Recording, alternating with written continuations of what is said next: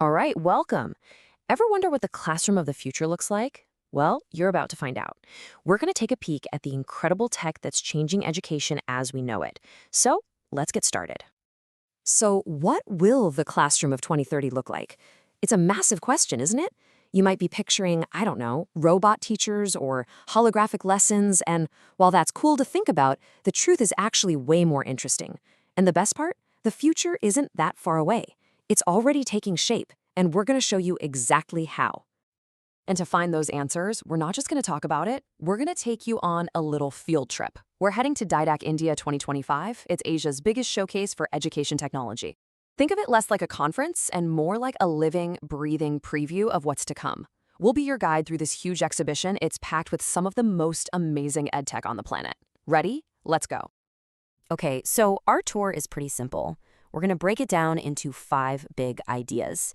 Each one is a key trend that's really shaking up the world of learning.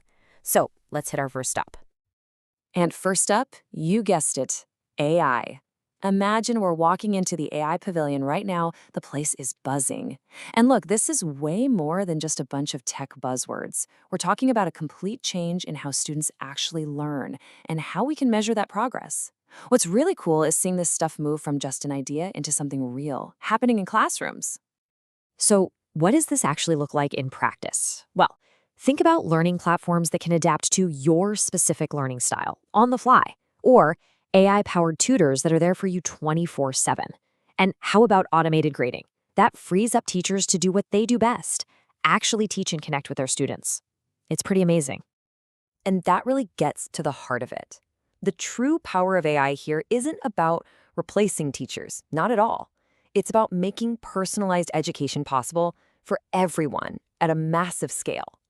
It gives every single student their own unique learning path. And in places with huge class sizes, like in India, that's not just helpful, it's an absolute game changer. All right, let's move on to our next stop.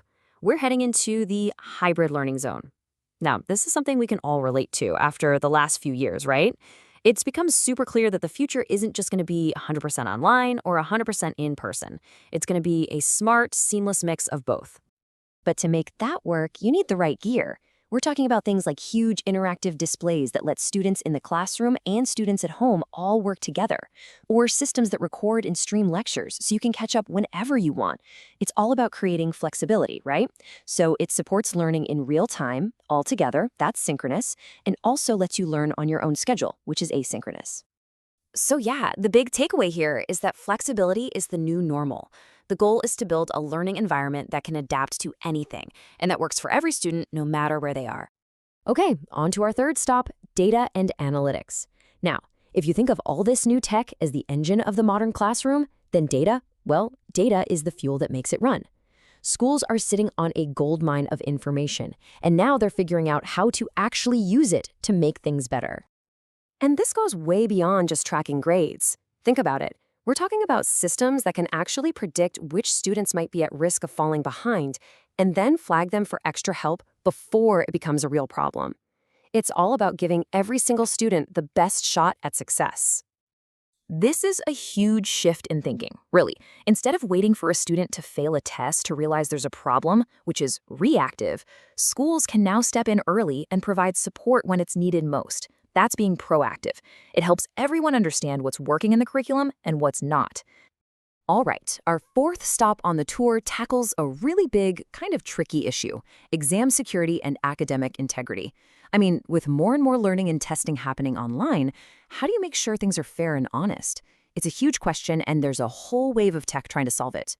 So what kind of tech are we talking about?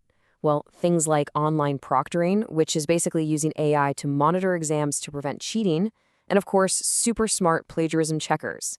The goal of all these tools is pretty simple. Make sure the person taking the test is who they claim to be and that the work they're submitting is actually theirs.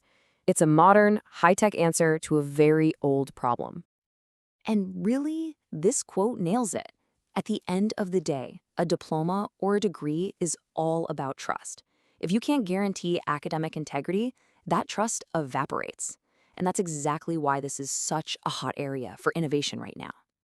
Okay, for our last big stop on this tour, let's talk about the end game for a lot of students: getting a good job.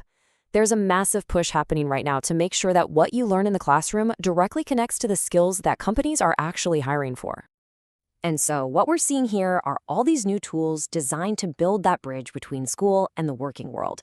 You've got platforms with curriculum designed by companies. You've got digital badges that prove you have specific skills like coding or data analysis, and all sorts of tools to get you ready for your career. Because let's face it, in today's job market, a degree can't just be a piece of paper. It has to mean something. It needs to tell an employer, hey, this person has the skills to contribute from day one. And that's why this trend is just so incredibly important.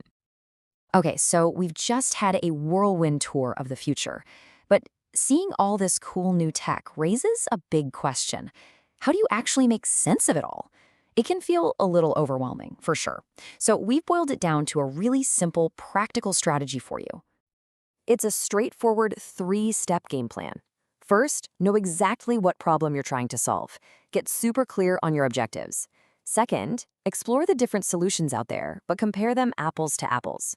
And finally, number 3, make your choice. And just as importantly, follow up and make sure it's working. And here's a little cheat sheet of what to do and what to avoid. Definitely ask for live demos. Don't just rely on a sales pitch. It's also super important to network and talk to other people.